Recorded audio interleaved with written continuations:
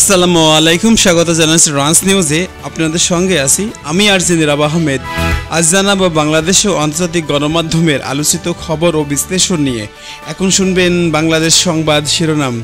জাকসু নির্বাচন ফলাফল ঘোষণা শুরু হয়েছে। মোট ভোটারের সংখ্যা 11,743 জন। ভোট পড়েছে প্রায় 68%। দেশ পরিবর্তন করতে চাইলে আগে শিক্ষা ব্যবস্থার পরিবর্তন করতে হবে। জাকসু ভিপি নির্বাচিত স্বতন্ত্র প্রার্থী আব্দুর রশিদ জিতু। জাকসুতে বিজয়ী ও অনির্বাচিতরা কে কত ভোট পেলেন? জাকসু নির্বাচিত কমিশন সংকট, 2 সদস্য পদত্যাগ করেছেন। শিক্ষার্থীদের মুজিববাদ মুর্দাবাদ স্লোগান ডাকসুর ফল ঘোষণার সময়। ফরিদা পারভিনের মৃত্যুতে প্রধান উপদেষ্টার শোক বার্তা। কুমিল্লার দেবিদ্বারে উঠান বৈঠকে হাসনাত আবদুল্লাহর বক্তব্য। বাংলাদেশের বৈদেশিক মুদ্রার রিজার্ভ বেড়েছে $30 বিলিয়ন। সুস্থ সংস্কৃতি ও ধর্মীয় মূল্যবোধ বইয়ের ঘরে ঘরে পৌঁছে দিতে চান উপদেষ্টা। আলী কদমে অনিয়মিত পাঠদানের কারণে ঝরে পড়ার শঙ্কা। 4 জেলায় সড়ক দুর্ঘটনায় নিহত 7 জন। শুধুমাত্র দারোয়ান পরিবর্তনের জন্যই কি আমরা নির্বাচন করব? জাকসু নির্বাচন, আরেক নির্বাচন কমিশনারের পদত্যাগ। বাজার ব্যবস্থাপনার পণ্যের নিরবিচ্ছিন্ন সরবরাহ গুরুত্বপূর্ণ। ফ্যাসিস্টরা মাদ্রাসা শিক্ষাকে ধ্বংস করার আয়োজন করেছিল। এখন শুনবেন আন্তর্জাতিক সংবাদ শিরোনাম। নেপাল সুশীলরা কার্কির নতুন প্রধানমন্ত্রী হিসেবে শপথ নিয়েছেন। শ্রীলঙ্কা বনাম বাংলাদেশ ম্যাচ আগে ব্যাট করছে বাংলাদেশ। কুয়েত 7 আসামির মৃত্যুদণ্ড কার্যকর। জাপান এলডিপি সংসদের 2 কক্ষে সংখ্যাগরিষ্ঠতা হারালো। চীন শি জিনপিং নতুন ট্রাম্প কার্ড ব্যবহার করছে। ইসরায়েলি ফিলিস্তিনি জিম্বাদের সব আশা শেষ। মালয়েশিয়া পাম অয়েলের দরপতন। এশিয়ার স্পট মার্কেটে এলএনজির দাম বেড়েছে। যুক্তরাষ্ট্র 2 দশকে কফির দাম রেকর্ড বৃদ্ধি। নেপাল ও সুশীলরা কর্কির শপথের দিনে সাধারণ নির্বাচনের তারিখ ঘোষণা। 1955 সালের পর থেকে এবারই প্রথম পার্লামেন্টের 2 কক্ষে সংখ্যাগরিষ্ঠতা হারালো লিবারেল ডেমোক্র্যাট পার্টি। এই ছিল সংবাদ শিরোনাম। এখন শুনবেন বিস্তারিত। সংবাদ সময়ের সাথে সবার জন্য মুক্ত কণ্ঠে। জাকসু নির্বাচনের ফলাফল ঘোষণা শুরু হয়েছে। মোট ভোটারের সংখ্যা 11,743 জন। ভোট পড়েছে প্রায় 68%। এই নির্বাচনে অংশ নেন 177 জন প্রার্থী, যা দীর্ঘ প্রতীক্ষার পর অনুষ্ঠিত হলো। শিক্ষার্থীদের ব্যাপক অংশগ্রহণ প্রমাণ করে বিশ্ববিদ্যালয়ের রাজনীতিতে গণতান্ত্রিক চর্চার গুরুত্ব প্রবল। তবে প্রক্রিয়ায় অনিয়ম অভিযোগ শিক্ষাঙ্গনের রাজনৈতিক উত্তেজনা বাড়িয়েছে। দেশ পরিবর্তন করতে চাইলে আগে শিক্ষা ব্যবস্থার পরিবর্তন করতে হবে। একটা উন্নত জাতি গঠনের অবদান রাখে সে দেশের নানা শ্রেণী পেশার মানুষ। যখন কোনো দেশের সব পেশার অধিকাংশ মানুষ দক্ষ, আন্তরিকতা ও সততার সঙ্গে তাদের দায়িত্ব পালন করে, তখন সেই দেশ অবধারিতভাবে এগিয়ে যায়, উন্নত হয়। এই ধরনের একটা দেশের উন্নয়নের পূর্বশর্ত কর্তব্য কর্মে সে দেশের সব পেশার সিংহভাগ মানুষের সৎ, আন্তরিক বা স্বতঃস্ফূর্ত অংশগ্রহণ। আর এসব মানুষ যা পেশাজীবী তৈরি হয় সুপরিকল্পিতভাবে, চাহিদা ভিত্তিক ও দূরদর্শী শিক্ষা ব্যবস্থার মাধ্যমে। ফলে যে কোনো জাতির সমৃদ্ধি বা টেকসই উন্নয়নের পেছনে থাকে উন্নত ও টেকসই শিক্ষা ব্যবস্থা। শিক্ষা ব্যবস্থাকে অনুন্নত রেখে কোনো দেশ উন্নত হয়েছে পৃথিবীতে এমন কোনো নজির নেই। জাকসু ভিপি নির্বাচিত স্বতন্ত্র প্রার্থী আব্দুর রশিদ জিতু।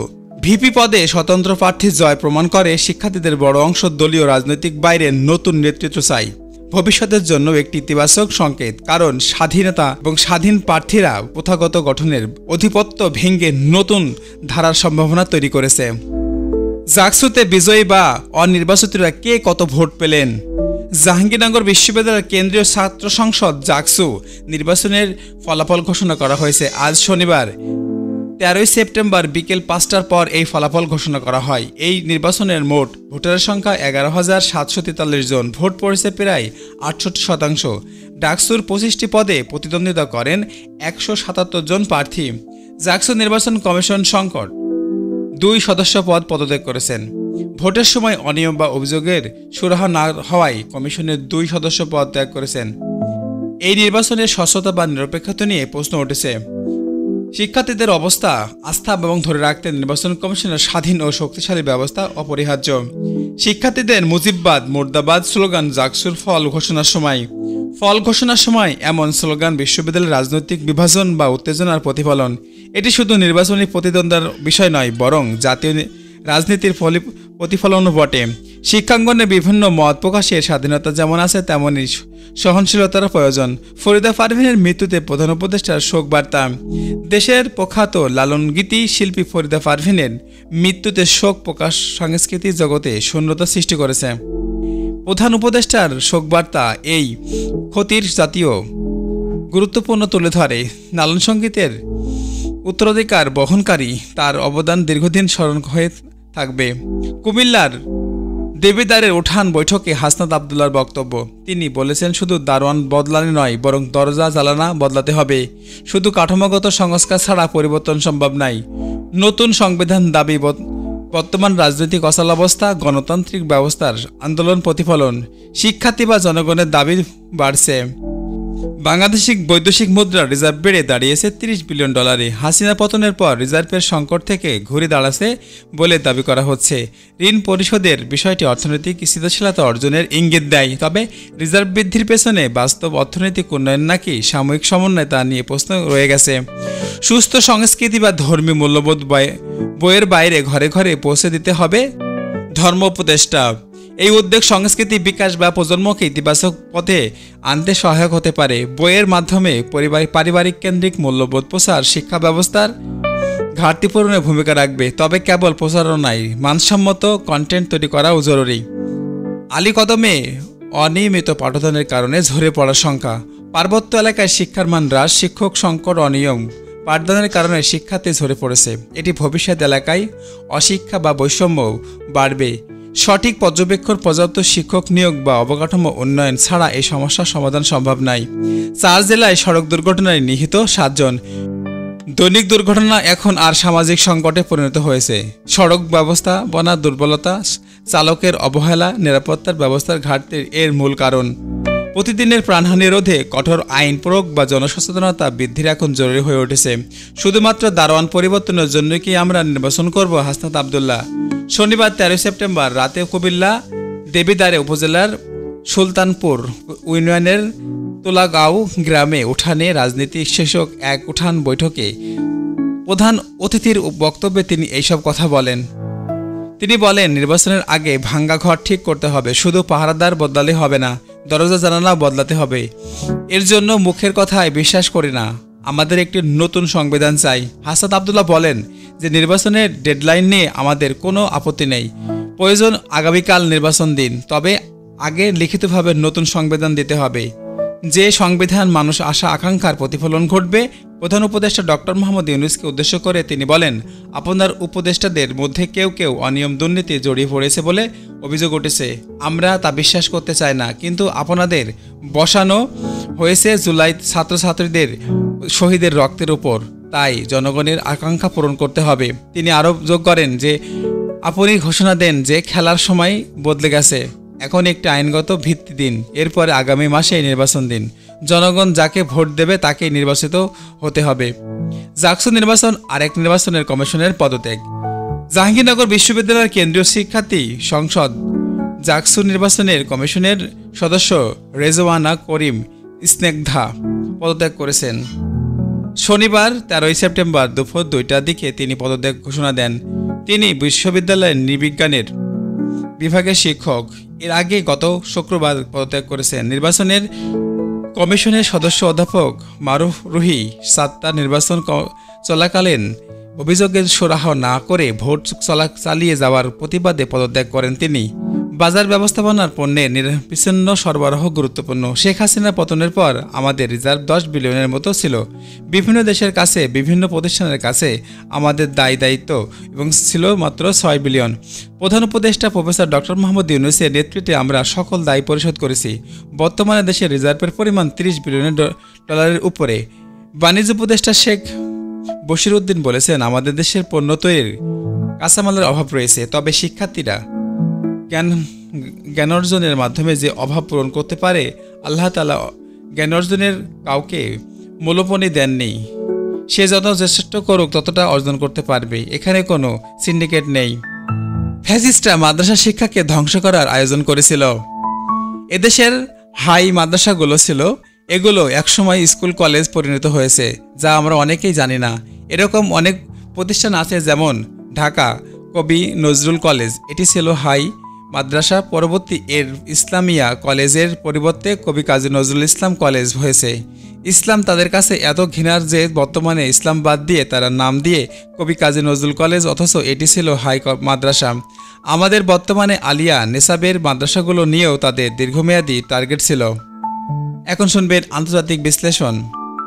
নেপাল সুশীলা কার্কে নতুন প্রধানমন্ত্রী হিসেবে শপথ নিয়েছেন। সুশীলা কার্কির প্রধানমন্ত্রিত্ব নেপালের নতুন নেতৃত্বের সূচনা করেছে। বাংলাদেশে থেকে অভিনন্দন বার্তা গেছে, যা কূটনৈতিক সম্পর্ক মজবুত করবে। তার শপথ এই দিনে সাধারণ নির্বাচনের তারিখ ঘোষণার ফলে রাজনৈতিক স্থিতিশীলতা আনার চ্যালেঞ্জ সামনে এসেছে।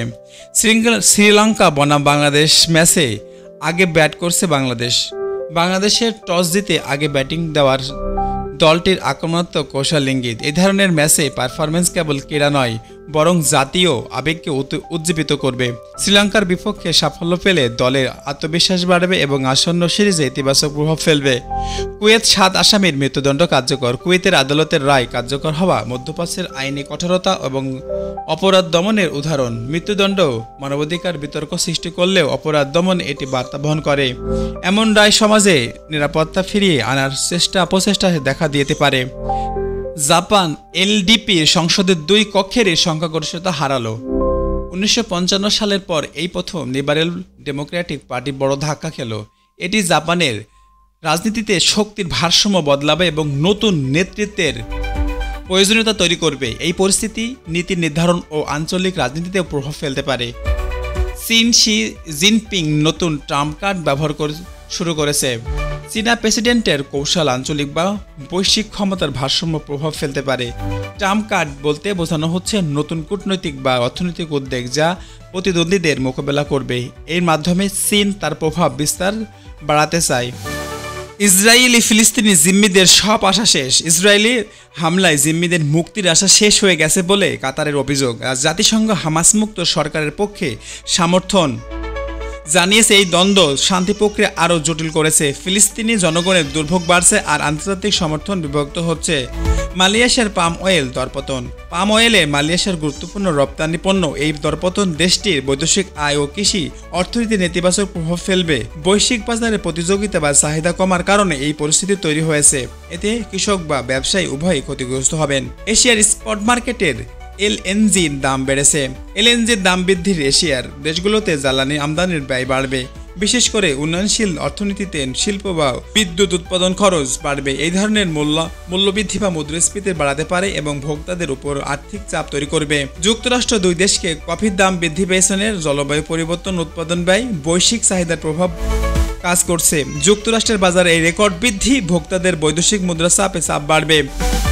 এই বিশ্বব্যাপী কফি শিল্পের অস্থিতিশীলতা সৃষ্টি করতে পারে। নেপাল সুশীলা কার্কির শপথের দিনের সাধারণ নির্বাচনের তারিখ ঘোষণা। শপথের দিনেই নির্বাচন তারিখ ঘোষণার রাজনৈতিক উত্তেজনা তৈরি হয়েছে। এটি গণতন্ত্র চর্চার জন্য ইতিবাচক হলেও রাজনৈতিক অস্থিরতা আরও বাড়তে পারে। নতুন সরকারের এটি প্রথম পরীক্ষা। স্থিতিশীলতা আনতে দ্রুত পদক্ষেপ জরুরি হয়ে আসে। 1955 সালের পর থেকে এরই পর পার্লামেন্টের 2 কক্ষে সংখ্যাগরিষ্ঠতা হারালো। ইসিবার লিবারেল পার্টির এলডিসি নতুন নেতা নির্বাচিত হওয়ার পর্যন্ত দায়িত্ব পালন হওয়ার কথা সংসদ সম্মেলনে জানিয়েছেন ইসিবা। আজকে সংবাদ এখানে শেষ করছি। সামনে কি পরিবর্তন আসে সেটা এখন দেখার বিষয়। চোখ রাখুন ব্রাঞ্চ নিউজের প্রতিটি খবর সবার আগে জানতে বেল আইকনটিতে চাপ দিন আর আমাদের চ্যানেলটিতে সাবস্ক্রাইব, লাইক দিতে ভুল করবেন না। আপনি শুনছেন রাঞ্চ নিউজ 2M, যেখানে প্রতিটি শব্দ সত্যের স্পন্দন। আজকের সবচেয়ে আলোচিত খবর নিয়ে হাজির আমি নিজে আরজে নীরব আহমদ। চোখ রাখুন, কণ্ঠ শুনুন, জানুন প্রতি মুহূর্তের প্রতিধ্বনি।